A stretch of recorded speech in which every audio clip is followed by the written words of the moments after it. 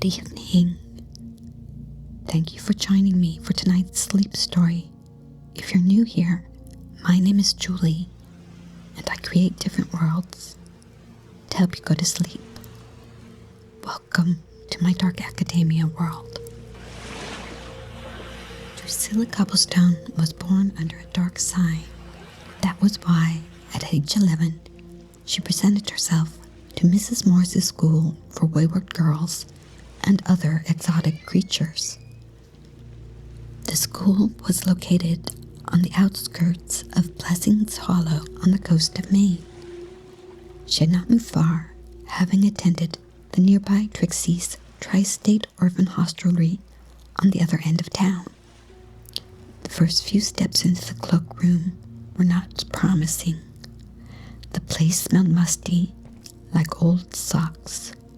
It lacked the cheer of the primary colors of Trixie's. By contrast, Mrs. Morse's school was 1,000 shades of brown. Brown doors, brown floors, brown ceilings, and brown furniture.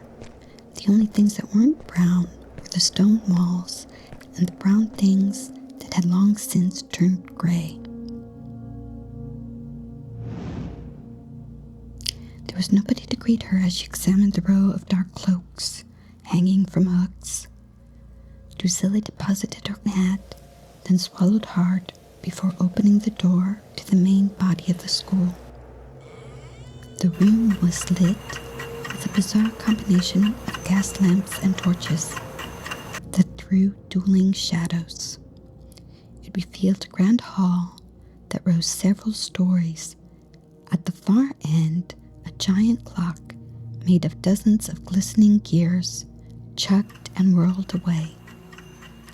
At the top of the clock, which must have been 30 feet tall, sat a giant bronze bell that tolled the hour, 8 o'clock.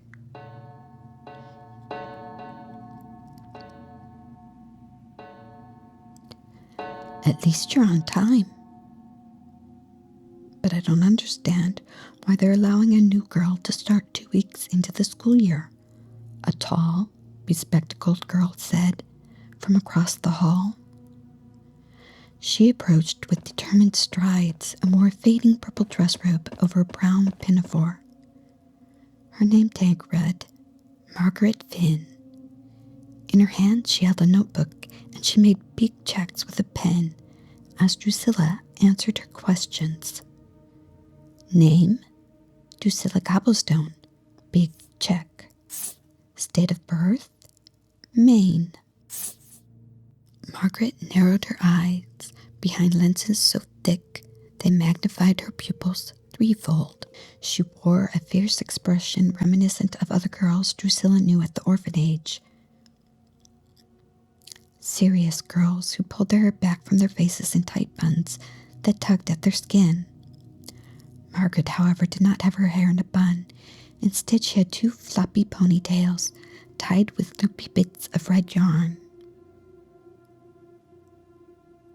The ponytails made her appear garish and clownish, like someone desperately trying to look half their age.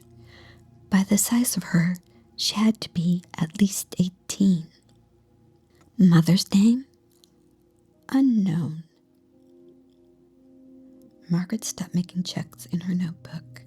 How can you be admitted if we don't know who your family is? Drusilla produced Mrs. Morse's invitation from her pocket.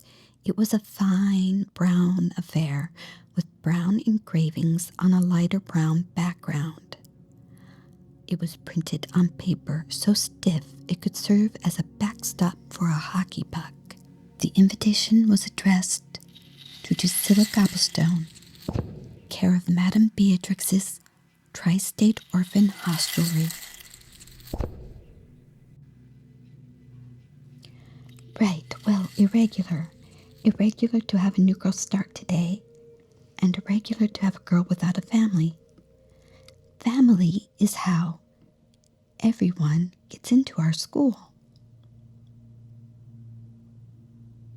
Margaret leaned forward. I'll be the first to tell you that orphans don't belong here. But let's continue. I suppose you don't have a name for your father either. Gustav Gobblestone, replied Drusilla. Wait, you don't know your mother, but you know your father? Asked Margaret. I most certainly do. He died under mysterious circumstances on the 7th day of the 12th month of the year I was born, or so I've been told, replied Drusilla. Margaret looked shocked, but soon recovered and made a sweeping check on her paper. Then she stuck out a bony finger and poked Drusilla below the rib cage.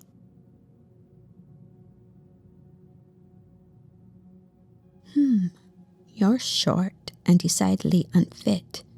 You'll have a year to get ready for the cataloging course, and you'll need to be in tip-top shape for that. For now, I'll mark flabby, shall I? Once more, Margaret made a check. Definitely not flabby, Drusilla said with indignation. That's all the questions I have. Margaret snapped her notebook shut. You must go to Nurse Mooney, who will delouse you. We can't have orphans with lice invading our school. No, don't protest. Just close your mouth and follow me. Drusilla followed the girl down a dark corridor to the nurse's office. With each step, she thought over the life events that led her to the front door of Mrs. Morris's. Note that it continues. You can click on the link at the end of the video, and you have two options. You can watch the story only as I continue to put it out, seamlessly picking up from where this story left off, or watch the version where you are my guest aboard a great glass airship and you receive personal attention before I begin to read the story to you. The choice is up to you, and if you enjoyed this video, please leave me a moon emoji in the comments. Good night.